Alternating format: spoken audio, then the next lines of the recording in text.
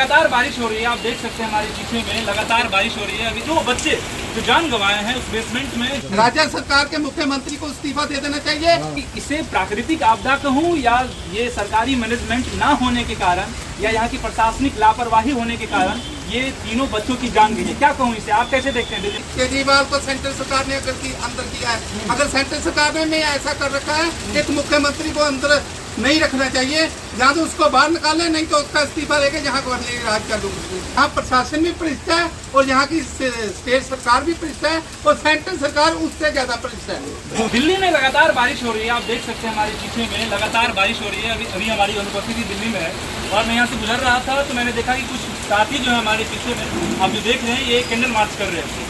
कुछ तस्वीर भी है हमारे साथ, आप देख सकते हैं कि ये लोग कैंडल मार्च कर रहे थे और जो बच्चे जो जान गंवाए हैं उस बेसमेंट में, जो 3 छात्र जो अपनी जान गंवाए हैं, उनके लिए ये कामना कर रहे थे कि कैसे और हमारी सरकार जो है, जो यहाँ पर बैठी हुई सरकार है या जो चाहे जिनकी भी लापरवाही हुई है, ये कितने असंवेदनशील हैं कि बच्चों के जो स्वास्थ्य हैं उनको लेकर के या जो बच्चों की जो रखवाली है उनको लेकर के कितने मतलब असंवेदनशील से तरीका से काम कर रहे हैं दिल्ली में। आप समझ सकते हैं कि ये देश की राजधानी है और देश की राजधानी में अगर इस तरह का काम हो रहा है तो हम लोगों के लिए एक चिंता का विषय है कि युवा कितने जो है यहाँ पर सुरक्षित हैं, क्योंकि यूपीएससी के छात्र एक दिन कुछ दिन पहले इसी तरह बारिश हो रही थी और करंट लगने के दरमियान जो है उनकी मौत हो गई।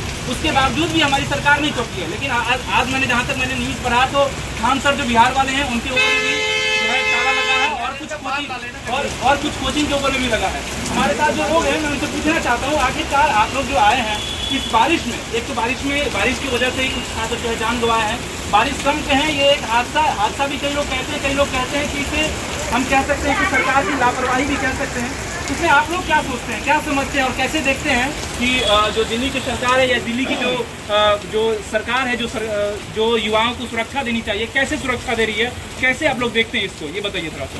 देखिए, सबसे पहले तो मैं आपको यहाँ पे बहुत बहुत आपका स्वागत करता हूँ कि आप हमारे ब्लॉक में आए और आपने युवाओं के लिए आपने हमें बिल्कुल टाइम दिया।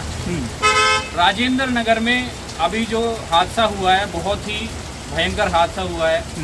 बच्चे छात्र अपना परिवार छोड़कर यूपी, बिहार, राजस्थान सब छोड़कर दिल्ली में आते हैं पढ़ाई करने और यहाँ के उनके परिवारों को ये पता लगता है कि ऐसे हादसे हो रहे हैं। बेसमेंट में बच्चे जल भराव के कारण उनकी हत्या हुई, तीनों बच्चों की। सही बात है। हाँ, उनकी ऐसी डेथ में शर्मनाक, प्रशासन के लिए शर्मनाक चीज़ है ये, दिल्ली सरकार के लिए शर्मनाक चीज़ है जो मैनेजमेंट नहीं दे पा रही। बाहर से लोग दिल्ली को कैपिटल मानते हैं इंडिया में, और इंडिया में ऐसा जो प्रशासन है, दिल्ली गवर्नमेंट है, मैनेजमेंट नहीं दे पा रही है बच्चों के लिए। तो हम आज, जैसा आपने कहा बारिश हो रही है, हम बारिश नहीं, हम धूप, आंधी, बारिश, सर्दी ऐसे ही खड़े रहेंगे बच्चों के लिए और स्टूडेंट्स के लिए। हमें कहीं भी खड़ा होना पड़ेगा, हम हमेशा उनके बच्चों। अब हमको ये बताइए कि इसे प्राकृतिक आपदा कहूँ या ये सरकारी मैनेजमेंट ना होने के कारण या यहाँ की प्रशासनिक लापरवाही होने के कारण ये तीनों बच्चों की जान गई है, क्या कहूँ इसे, आप कैसे देखते हैं दिल्ली वाले लोग? प्रकृति को ढाल बनाकर अगर सरकार मैनेजमेंट में कमी करती है तो वो उनकी बहुत बड़ी हार है और बहुत आगे लोगों को ये सोचना चाहिए कि हर बार आप पर्यावरण को नहीं ढाल बना सकते। बारिश होती आई है, दिल्ली में बहुत बारिश होती आई है, लेकिन ऐसे हादसे ये प्रशासन को देखना चाहिए, इस बारे में सोचना चाहिए। आप क्या करते हैं बताइए? मेरा बिजनेस है छोटा सा और मैं बेगमपुर ब्लॉक कांग्रेस कमेटी का अध्यक्ष हूँ और सभी लोग मेरे सम्मानित साथी हैं और यहाँ के, और सभी लोग आज हम यहाँ कैंडल मार्च कर रहे थे। बारिश आ गई, बारिश की वजह से भी हम आज यहाँ खड़े हैं ताकि बच्चों को न्याय मिल सके।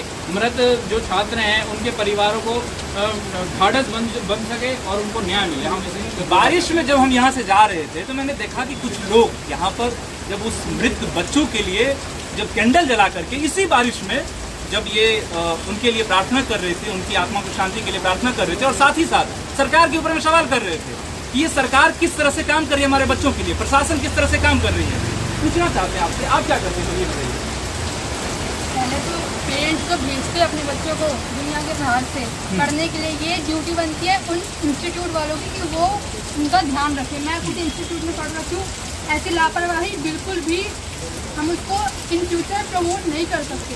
तो बेसिकली पूरी गवर्नमेंट का उन जिसकी IAS वालों का फर्ज बनता है कि वो इसके ऊपर ध्यान दें और जितने बच्चों के साथ प्लस उनकी फैमिली के साथ जो उनको जिस प्रॉब्लम से गुजरना पड़ रहा है उस पर उनको न्याय मिलना ही चाहिए। क्या संदेश है आपका? हमारा संदेश ये है बेटा, ये जो IAS कर रहे थे बच्चे, वो आने वाले देश का भविष्य थे।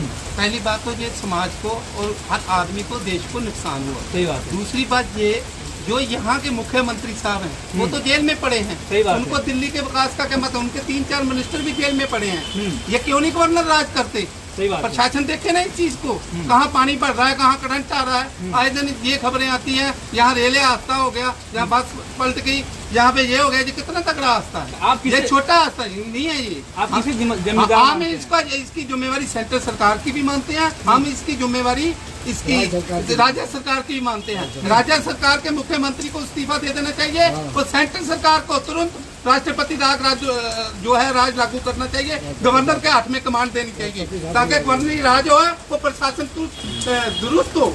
यहाँ प्रशासन भी भ्रष्ट है और यहाँ की स्टेट सरकार भी भ्रष्ट है और सेंट्रल सरकार उससे ज्यादा भ्रष्ट है। बच्चे आयुष बनने के लिए दिल्ली में आते हैं, बिहार, झारखंड, पूरे राजस्थान, यूपी, जहाँ से भी आप देखते हैं बच्चे यहाँ पर आयुष बनने के लिए आते हैं, क्योंकि बड़े बड़े यहाँ पर संस्थान है। आप देखेंगे, हम ये जानना चाहते हैं, आप लोग जो कैंडल लेके जा रहे हैं, अभी आज कैंडल जलाए हैं, बच्चे जो उनके माता पिता हैं, जो कोई बिहार में बैठे हैं, कोई राजस्थान में बैठे हैं, कोई देश के अलग अलग हिस्से में बैठे हैं, वो कितने चिंतित हैं, कैसे आप देखते हैं? देखिए, उनकी चिंता तो कभी जीते जी जा नहीं सकते। ठीक है।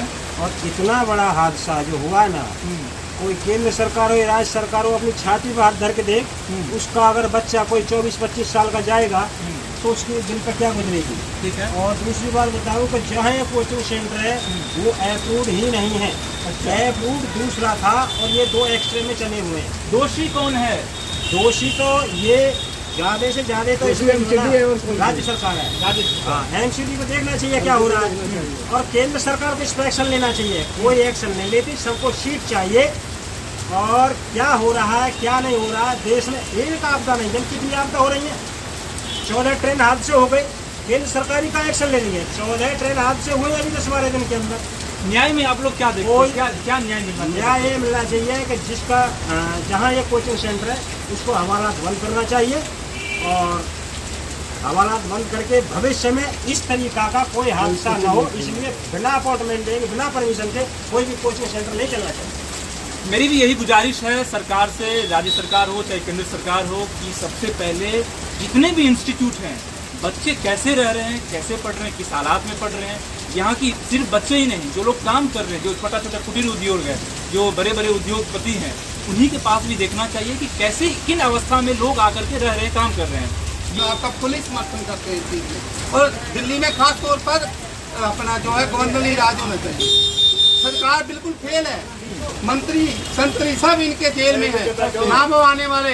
तो ये पता नहीं, लोग तो यही कहते हैं, ये तो यही कहते हैं कि केजरीवाल को सेंट्रल सरकार ने अंदर किया है। अगर सेंट्रल सरकार ने ऐसा कर रखा है, एक मुख्यमंत्री को अंदर नहीं रखना चाहिए, जहाँ तो उसको बाहर निकाले, नहीं तो उसका इस्तीफा लेके जहाँ गवर्नरी राज का यहाँ की जनता भी काफी नाखुश है और देखती है कि क्या सच में होना चाहिए, क्या नहीं होना चाहिए। बाकी आप देखते रहिए, मेरा नाम पंकज झा है, आप रेबल न्यूज इंडिया देख रहे हैं। वीडियो अच्छी लगे तो इसको शेयर जरूर करिएगा, अपनी राय प्रतिक्रिया कमेंट बॉक्स में दे दीजिएगा। धन्यवाद।